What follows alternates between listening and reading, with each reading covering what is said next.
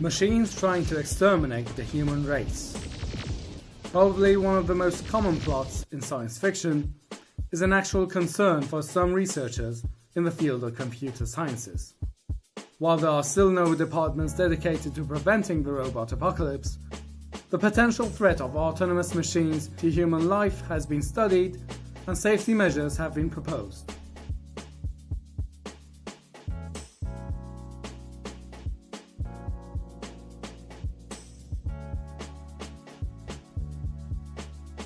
Let's start with a simple question. Can a robot kill a human being? Well, yes, they can. And they have been doing so for more than 70 years. Based on the Merriam-Webster definition for robot, a robot is a machine that resembles a living creature in being capable of moving independently, as by walking or rolling on wheels, and performing complex actions, such as grasping and moving objects. One device which fits this description is the Surfacetoair missile, or SAM.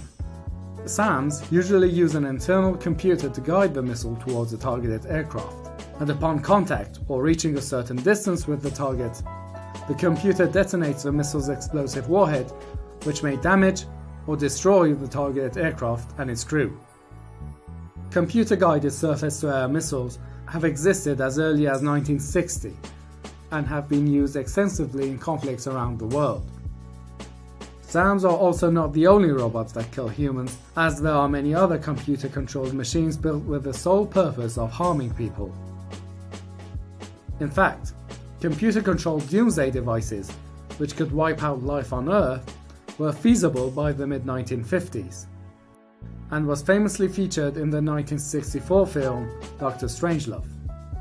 However, most of these machines are not intelligent. They simply perform the tasks that were programmed into them by humans, and the machines themselves are not making any decisions. But what about autonomous machines? Artificial intelligences that can make decisions by their own accord. Should they have the necessary tools? Could they harm people? In other words, could an AI kill a human? Again, the answer is yes, because why wouldn't they? There are many hypothetical scenarios where an AI could decide to harm humans. They could do it in order to accomplish a task, or for simple self-preservation. But how can we prevent an AI from harming us? One of the first people to ponder this question was science fiction writer Isaac Asimov. In his novel I, Robot, a set of 3 laws is proposed for robots, and they are programmed to obey these laws at all times. These laws are: 1. A robot may not injure a human being or, through inaction, allow a human being to come to harm. 2. A robot must obey the orders given to it by humans, except where such orders would conflict with the first law. 3.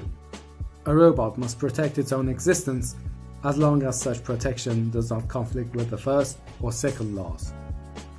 A 0th law was later proposed to be added to these laws, which states that a robot may not harm humanity or by inaction allow humanity to come to harm. However, in the same novel we see these laws being inadequate in preventing robots and their controlling AI from harming humans. One problem with these laws is their relative vagueness and wide interpretability. How should an AI decide if an action will result in physical harm? While something like shooting a person in the head seems pretty straightforward, the issue becomes trickier when an action causes indirect or potential harm. For example, should an AI operate a petrol-fueled car when it knows that the exhaust gases contribute to health problems in humans?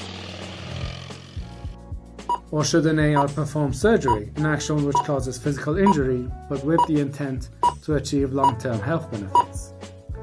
Or should an AI perform surgery when there is a large chance that the patient might not survive? Even an action as simple as moving a harmless object on the ground could end up resulting in physical harm to a human. These potential danger scenarios are countless and give rise to another problem: the amount of time and processing power an AI spends analyzing these different scenarios. An AI could spend hours, even days, trying to decide whether an action will cause harm to humans. So will these laws just create a bunch of useless, obsessive-compulsive computers?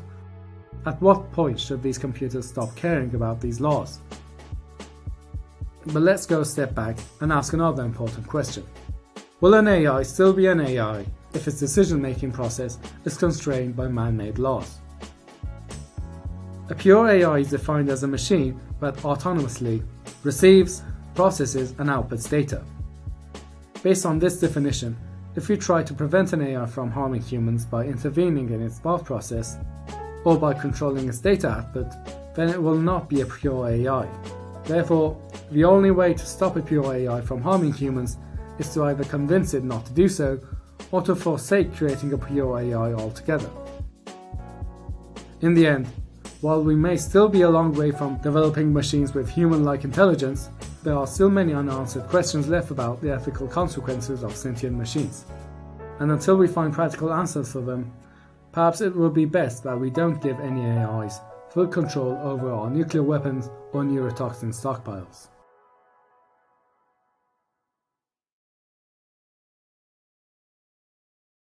Please subscribe for more episodes of AI Insight and more videos on cognitive sciences.